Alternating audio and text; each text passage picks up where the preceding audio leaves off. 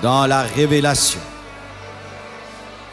afin de canaliser ta vie et ta destinée. Car un peuple sans vision est un peuple sans frein. Dieu veut te parler au sujet de ta destinée. Dieu veut te guider. Dieu veut te diriger. Il est impossible de réussir ici-bas sans une direction précise de Dieu. Il est le berger, nous sommes les brebis. Et les brebis ne se dirigent pas elles-mêmes, elles sont dirigées par le berger. Et c'est important pour un chrétien de connaître pour sa vie la volonté parfaite de Dieu.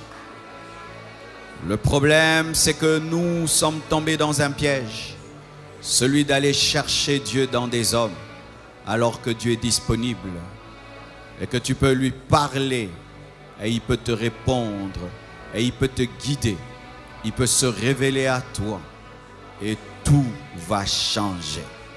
Une seule direction de Dieu suffit pour bouleverser une vie.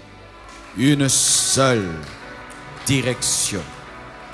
L'Esprit de Dieu m'avait dit de quitter Lemba, de venir à Limete. Imaginez tout ce qui est arrivé dans cette direction. Quitte seulement Lemba, va à Limete. Rien que ça, j'ai obéi. Et voilà que tout a changé, de tout au tout.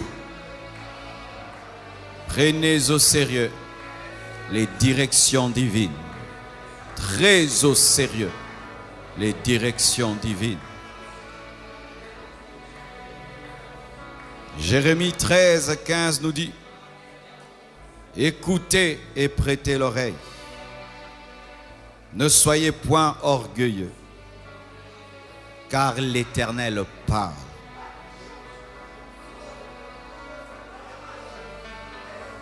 L'Éternel parle. Dieu, dans sa parole, se présente comme un Dieu qui parle. Et si Dieu ne parlait pas, tu n'aurais pas ta Bible en main. Tu as ta Bible en main parce que ton Dieu parle. Il a parlé à Moïse, il a parlé à Daniel, il a parlé à Ézéchiel, il a parlé à Ésaïe, il a parlé aux évangélistes, aux apôtres. Tu as la Bible parce que Dieu parle.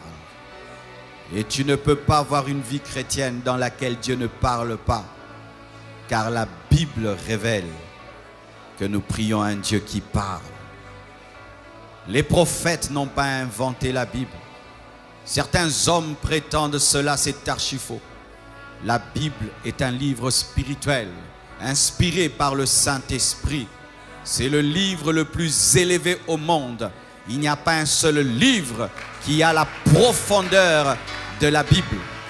C'est le livre le plus combattu au monde, le plus brûlé, mais le plus vendu et le plus lu. Dieu a écrit un best-seller. Mes frères et sœurs, quand tu sais que tu es face à quelqu'un qui parle, tu dois prêter l'oreille. C'est pourquoi Jérémie dit: prêtez l'oreille parce que Dieu parle. Il y a une combinaison entre la bouche et l'oreille. La bouche parle parce qu'il y a l'oreille. S'il n'y a pas d'oreille, ça ne sert à rien de parler. C'est pourquoi tu dois avoir la sensibilité, être concentré. La distraction est ennemie à la voix de Dieu. La divagation des pensées est ennemie à la voix de Dieu. Lorsque tu veux entendre, tu dois prêter l'oreille. Lorsque tu veux comprendre, tu dois prêter l'oreille. Écoute, car l'Éternel parle. Prête l'oreille ce soir.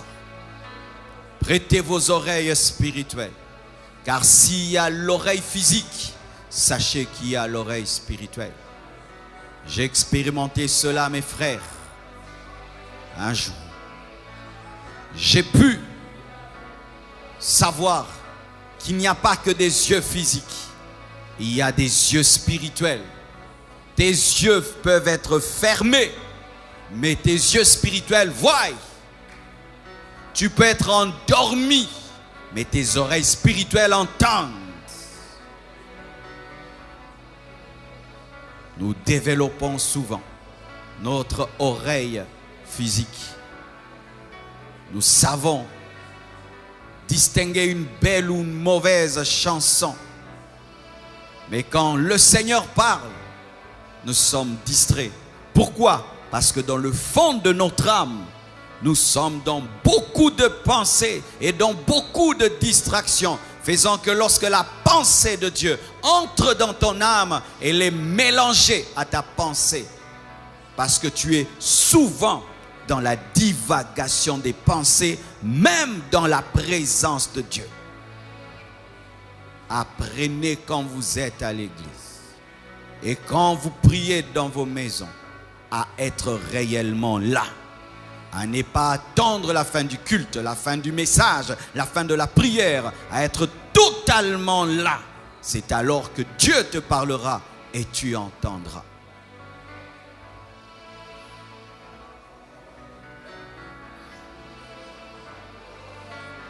Daniel 8, 15 à 19.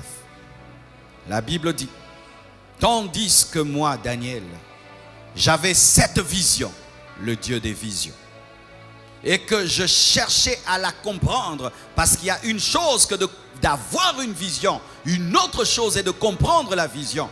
Avoir une vision que tu ne comprends pas est égal à ne pas avoir de vision. Il ne faut pas seulement avoir des visions, il faut comprendre les visions. Daniel a reçu une vision et il a voulu comprendre, il a cru qu'il pouvait comprendre. Si tu ne crois pas que tu peux comprendre, tu ne comprendras pas. C'est ainsi que tu iras auprès des gens. Et Dieu a dit: explique-moi, explique-moi. Il a cru qu'il pouvait comprendre. Dieu t'ouvrira les yeux et tu comprendras. Tu comprendras. Cette nuit, tu comprendras. Et je prie que même des choses que tu as toujours vues, que tu n'as jamais comprises, te soient à nouveau révélées et que ce soir, tu puisses les comprendre. Car une vision qui n'est pas comprise est jetée à la poubelle. C'est un message non codé et il ne sert à rien. Je ne veux pas seulement des visions, je veux comprendre les visions. Je ne veux pas seulement que Dieu parle, je veux prêter mon oreille et entendre.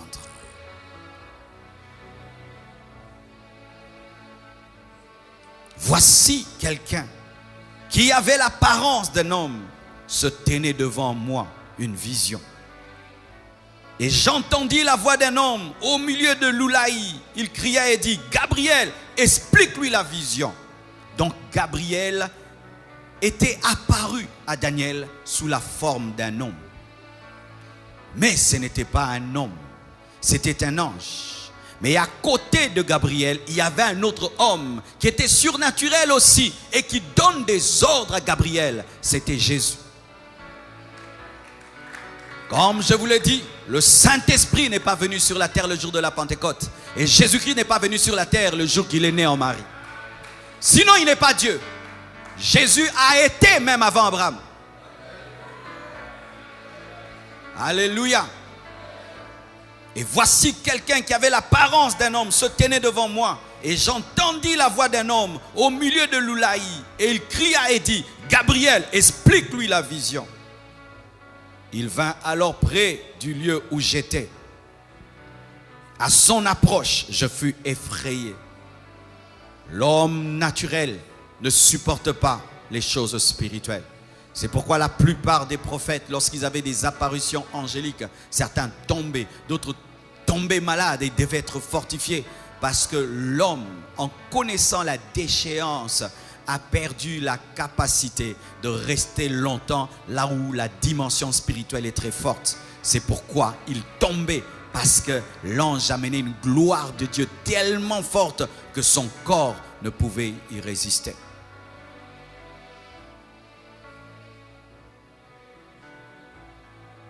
Gabriel, vous le connaissez, c'est l'ange messager.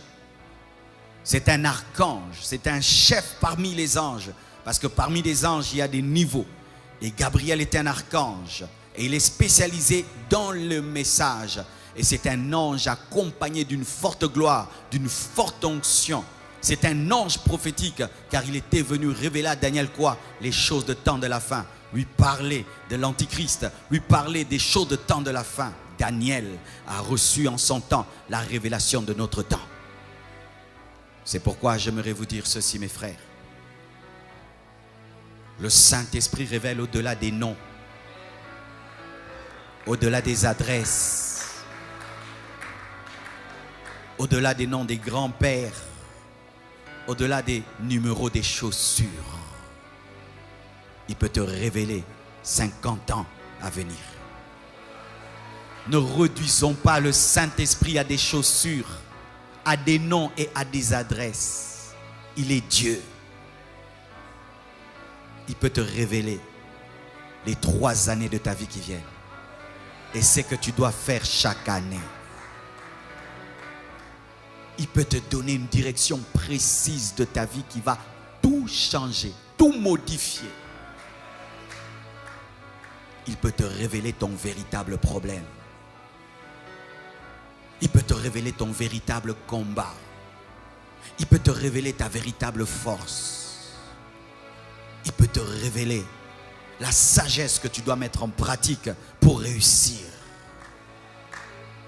Il peut te révéler la Bible. Il peut te révéler Jésus. Il peut te révéler le Père. Il peut se révéler à toi et devient ton ami.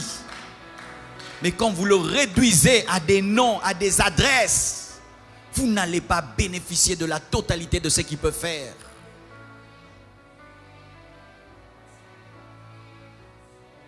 L'ange a dit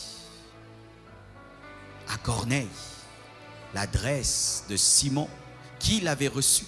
Mais les choses ne se sont pas arrêtées là. Corneille était baptisé du Saint-Esprit. C'était plus important que l'adresse et le nom de la personne qui avait reçu Pierre. Il était baptisé du Saint-Esprit.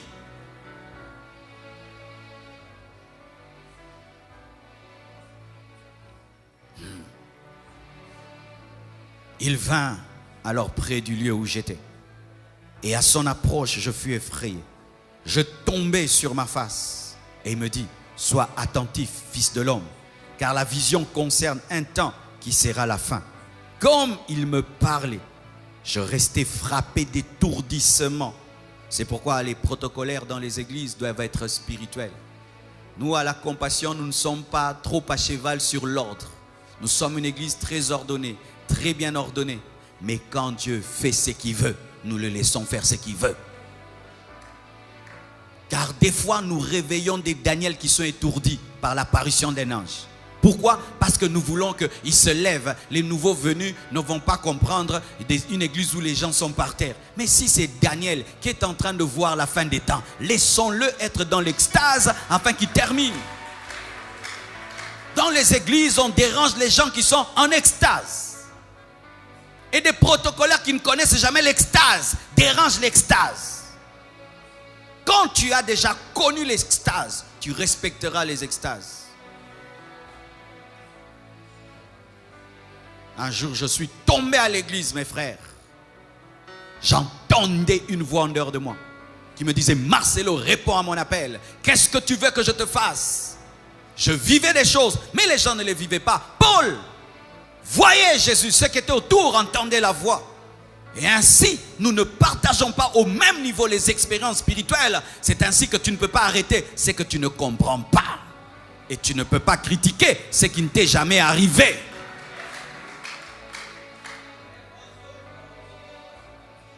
Il y a des gens qui connaissent des extases de 3 jours. 3 jours. 3 jours. Et quand on veut les réveiller, le Seigneur dit laissez.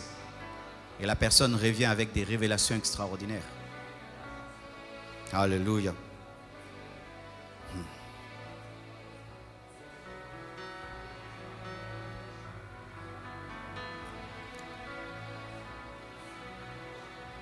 Acte 2, 15. La Bible dit, ces gens ne sont pas ivres comme vous le supposez, car c'est la 3e heure. Mais c'est ici ce qui a été dit par le prophète Joël.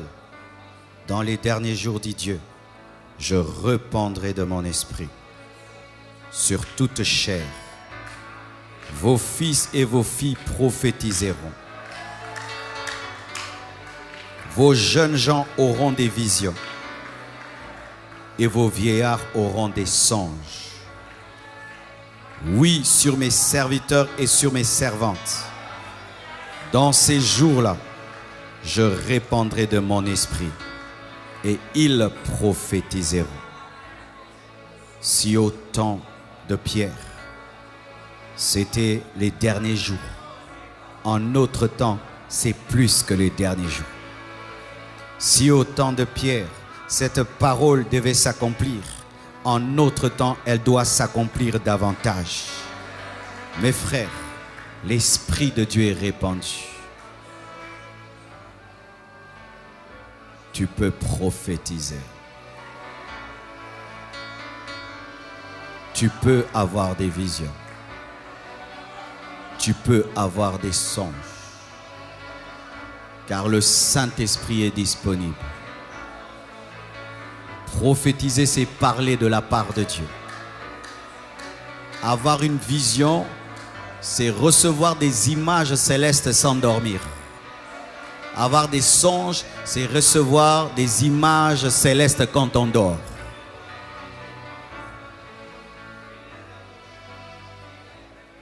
Les hommes critiqueront toujours quand Dieu se manifeste. Ils ont dit que les apôtres étaient ivres alors qu'ils étaient remplis de l'Esprit. Les hommes critiqueront. Ce n'est pas grave. L'essentiel, c'est que tu es en train de vivre l'accomplissement de la promesse de Dieu. Nous sommes au dernier jour.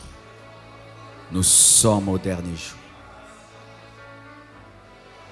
Au temps où Dieu répand toute sa puissance afin de préparer la dernière moisson et de susciter les ouvriers de la dernière heure et amener l'Église dans la pluie de l'arrière-saison afin qu'elle soit mature pour expérimenter l'enlèvement. Tout chrétien peut prophétiser. Tout chrétien peut prophétiser, peut parler de la part de Dieu. Et je vous assure, l'Esprit de Dieu est ici. L'Esprit de Dieu est ici. Et tu peux avoir des visions ce soir. Et tu peux recevoir des prophéties ce soir. Tu peux même t'auto-prophétiser.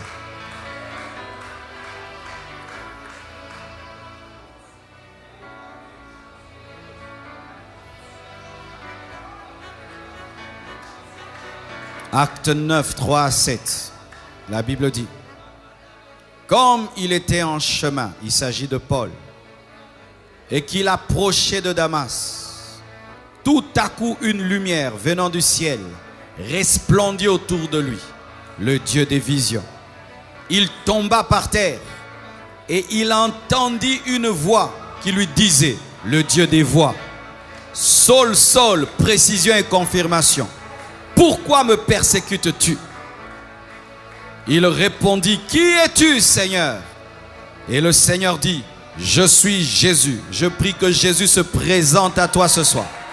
Je prie que Jésus se présente à toi. Je prie que Jésus se présente à toi ce soir. Paul n'avait pas prié pour cela, mais l'Église avait prié pour cela. Mais toi, tu pries pour cela. Donc ça peut t'arriver plus que même à Paul, parce que Paul ne le désirait pas. Alléluia.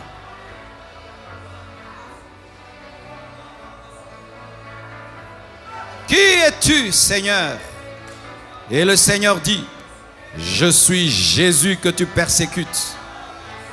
Il te serait dur de rejamber contre les aiguillons, c'est dire, il te sera difficile de vaincre ma puissance.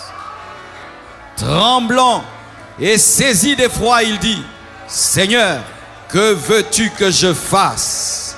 Je prie que Dieu réponde à tes questions. Je prie que ce soir, que Dieu réponde à tes questions. Je prie qu'aujourd'hui tu poses des questions et que Dieu réponde à tes questions. Je prie que Dieu te donne des réponses. Que veux-tu que je fasse? Tu m'as appelé à quoi? Qu'est-ce que je suis venu faire sur la terre?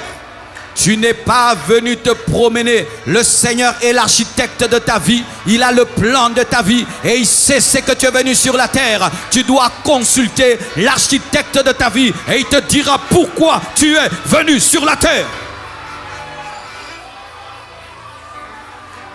Paul pensait qu'il était venu sur la terre pour être un persécuteur. Il pensait qu'il était venu sur la terre pour être un pharisien. Alors qu'il était venu sur la terre pour être l'apôtre de la grâce. Je prie que ta destinée se révèle dans la prière et que le Seigneur te dise pourquoi il t'a créé, pourquoi il t'a sauvé et pourquoi il t'a appelé. Tremblant d'effroi et saisi d'effroi, il dit, Seigneur, que veux-tu que je fasse? Et le Seigneur lui dit, lève-toi, entre dans la ville et on te dira ce que tu dois faire. Le Saint-Esprit te connectera aux hommes et aux femmes de ta destinée. Autour de toi, il y a quelqu'un d'important, mais tu ne le considères pas. Dieu va te révéler l'importance de cette personne qui a toujours été à côté de toi. Il a toujours persécuté les chrétiens, mais ce jour-là, le Seigneur lui recommande un chrétien. On te dira ce que tu dois faire. Et il était connecté à un Ananias.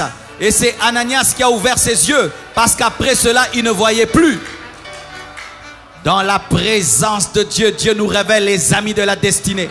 Il nous révèle les ennemis de la destinée et les amis de la destinée. Il nous révèle les relations que nous devons couper et les relations que nous devons commencer. Il s'était séparé de ceux qui l'accompagnaient et il s'est connecté à Ananias. Et il est devenu le grand Paul, l'apôtre de la grâce.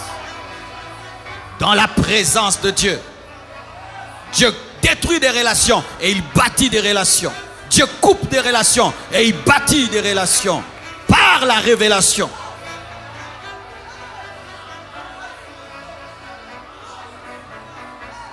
Il était attaché à ceux qui l'accompagnaient. Mais Dieu, par le niveau de la révélation, les sépare. Lui voit et il entend. Et ils entendent, ils ne voient pas. Dieu les sépare. Et il va seul avec Ananias. Frères, sœurs, je peux vous témoigner que je suis le résultat de tout ce que je prêche. Je ne me suis pas converti par une prédication. Je suis allé dans les églises. Je ne me suis jamais converti. Ce n'est pas qu'on prêchait mal. J'étais trop mauvais. Ce n'est pas qu'on prêchait sans onction. J'étais très incrédule. Dieu a eu pitié de moi. Pitié de moi. Et il m'est apparu à l'âge de 15 ans dans ma salle de bain. Jésus m'est apparu dans une lumière et une voix a parlé. Le Dieu des visions et des voix. Marcelo, convertis-toi. Et j'ai répondu à la voix. On se convertit comment? Et la voix m'a répondu. Souviens-toi des paroles de mon serviteur Jean. Aujourd'hui, je suis chrétien. Et quand je te parle de Jésus, je sais qu'il existe. Je l'ai vu. Quand je te parle des voix de Dieu, j'ai entendu. Lorsque j'ai reçu l'appel de Dieu, j'ai refusé son appel. Et des voix ont parlé dans mes oreilles. Marcelo, viens nous prêcher l'évangile, nous mourrons. des foules et des foules et des foules. Viens nous prêcher l'évangile, nous mourrons. J'ai entendu avec mes oreilles. Frère, sans cela, il y aura des faux appels. Sans cela, il n'y aura pas des apôtres. Parce qu'un apôtre doit voir Jésus. Et il y a des apôtres au milieu de vous.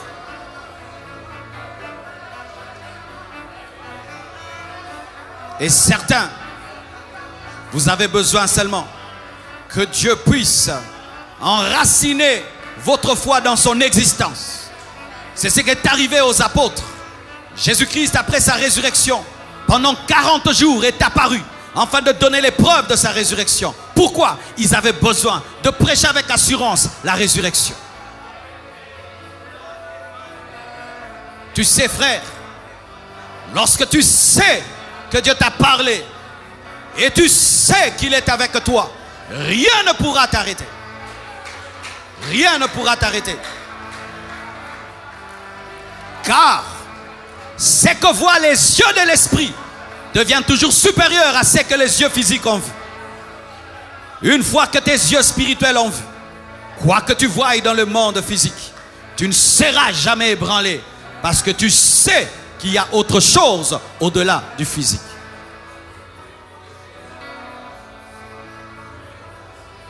C'est pourquoi quelques secrets et nous allons prier.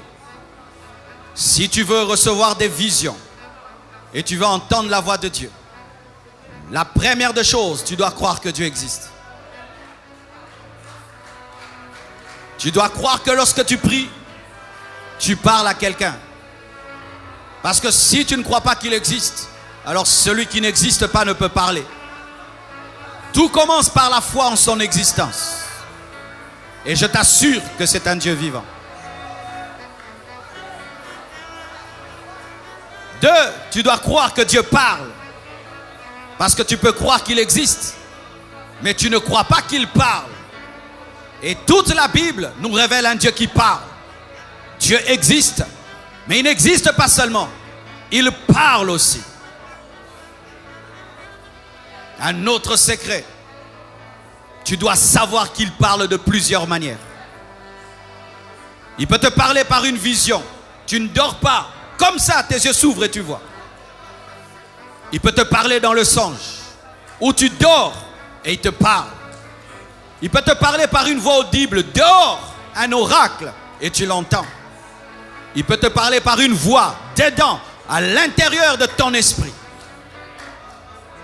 Il peut te parler par une conviction. Tu es seulement convaincu à 200%. Il peut te parler par la paix, par la joie. Il peut te parler par une prédication, par un enseignement. Il peut te parler par les signes et les circonstances. Il peut te parler par un conseil de quelqu'un. Il peut te parler par un verset biblique. Il peut te parler par un livre. Il a plusieurs manières de parler. Dieu parle de plusieurs manières, mais c'est nous qui ne prendrons pas garde.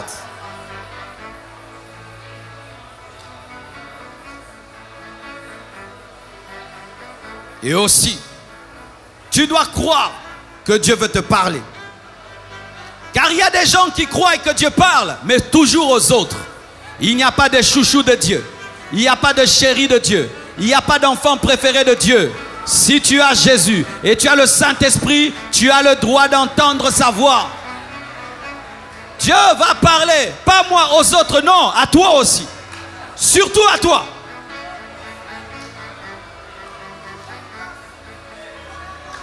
Il faut aussi que tu enlèves la peur. Il y a des gens qui ont peur d'entendre la voix de Dieu. Il y a des gens qui ont peur de voir des visions. Il y a des gens qui ont peur d'avoir des extases, des expériences.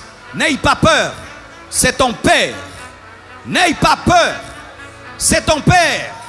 N'aie pas peur, c'est ton Père. N'aie pas peur, c'est ton Père. N'aie pas peur, c'est ton Père.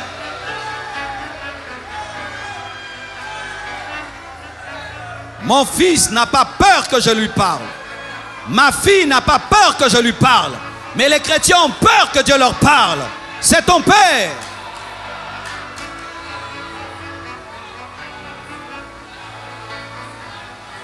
Pour terminer, tu dois désirer ardemment qu'il te parle. Tu dois soupirer après sa voix, soupirer après ses visions. Tu dois désirer ardemment sa direction. Tu dois le vouloir de tout ton cœur. Car Dieu ne se révèle que là où il est désiré. Dieu ne se manifeste que là où il est désiré. Lorsqu'on ne le désire pas, Dieu ne se manifeste pas. Tu dois le désirer de tout ton cœur.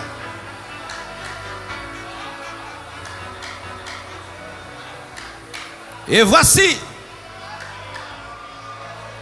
une bénédiction qui nous aide à entrer dans ces choses. Le baptême dans le Saint-Esprit. Être plongé dans le Saint-Esprit, rempli de sa présence et revêtu de sa puissance, c'est être baptisé du Saint-Esprit. Lorsque tu es rempli du Saint-Esprit et tu es revêtu de sa puissance. Jean a dit, moi je vous baptise d'eau, mais il y a quelqu'un qui est plus grand que moi, qui vous baptisera du Saint-Esprit et de feu. Jésus est venu pour te baptiser du Saint-Esprit. Et je prie que tu sois baptisé du Saint-Esprit. Je prie que vous soyez baptisés du Saint-Esprit. Je prie que vous soyez baptisés du Saint-Esprit. Si tu as la foi pendant que je parle, tu reçois le baptême du Saint-Esprit. Même toi qui nous suis à la télévision, sur Internet, si tu as la foi, tu vas être baptisé du Saint-Esprit et tu vas parler en d'autres langues. Quand il y a le baptême du Saint-Esprit, il y a aussi le signe du parler en d'autres langues. C'est quoi le parler en langue? Le parler en langue, c'est la langue des anges. C'est la langue des anges. C'est la langue des anges. Un homme qui parle la langue des anges. Tu peux parler la langue des anges. Comment ça vient? Comment le parler en langue vient? Le parler en langue vient, tu sens une plénitude, une plénitude, une plénitude, une plénitude, une plénitude, une plénitude, une plénitude, une plénitude, une plénitude. Et cette plénitude commence à contrôler maintenant ta bouche. Ça commence à contrôler ta bouche. Tu ne sais plus parler français, tu ne sais plus parler lingala, tu ne sais plus parler anglais. Ça te dirige dans une langue que tu ne connais pas. Il n'y a pas une école pour parler en langue. Tu dois seulement croire, désirer. Et pendant que tu vas prier, la plénitude du Saint-Esprit va venir en toi. Et tout d'un coup, tu vas commencer à parler une nouvelle langue. Et n'aie pas honte de parler. N'aie pas peur de parler. Quand ça vient, parle. C'est plus que l'anglais. C'est plus que le russe. C'est plus que le français. C'est la meilleure langue de toute la terre. C'est la langue que nous allons parler au ciel. Oui, c'est la langue que nous allons parler au ciel. Michael parle en langue. Gabriel parle en langue. Donc Dieu parle en langue. Qui leur a appris cette langue? La langue du ciel, c'est la langue. Parler en langue, c'est ça la langue que nous parlerons. Comment un Congolais, un Chinois vont parler tous. Tous nous parlons la même langue des anges sur la terre et nous parlerons la même langue au ciel. Le parler en langue est un déclencheur des dons spirituels. Le baptême d'eau est un déclencheur du baptême dans le Saint-Esprit. Le baptême d'eau ouvre la porte au baptême du Saint-Esprit. Et le baptême du Saint-Esprit ouvre la porte aux dons spirituels. Regardez dans la parole. C'est vrai, il y a des exceptions. Des personnes qui étaient baptisées du Saint-Esprit avant le baptême d'eau, comme Corneille. Mais vous allez voir, la plupart des temps, les personnes qui ont été baptisées de l'Esprit ont d'abord été baptisées d'eau, ensuite été baptisées du Saint-Esprit. Et quand les personnes étaient baptisées du Saint-Esprit, on les entendait parler en langue et prophétiser. Pour dire quoi? Le baptême d'eau ouvre la porte au baptême du Saint-Esprit et le baptême du Saint-Esprit ouvre la porte aux dons spirituels. Désirez le baptême du Saint-Esprit. Et si tu n'es pas encore baptisé d'eau, au nom de Jésus, après le culte, va chercher les serviteurs de Dieu et qu'il y ait un programme de baptême pour toi, parce que tu dois accomplir toute la parole de Dieu. Je ne sais pas ce que tu sens. Je ne sais pas ce que tu perçois en esprit. Mais pour ma part, je suis pleinement persuadé que les choses prêchées ce soir vont arriver ce soir.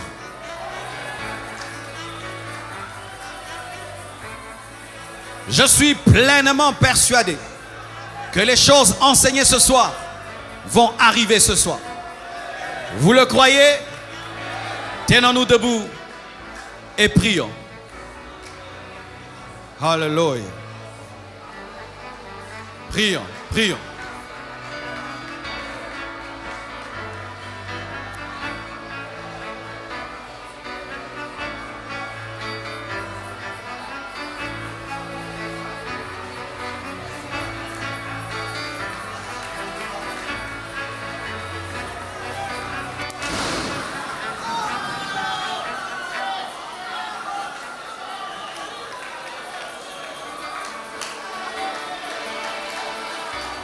Fall again, fall again.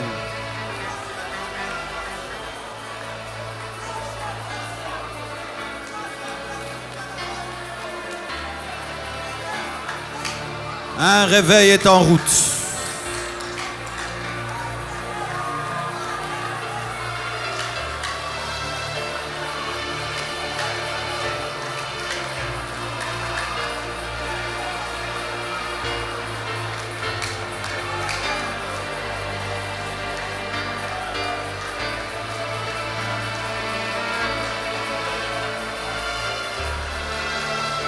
Demande ces choses, demande ces choses.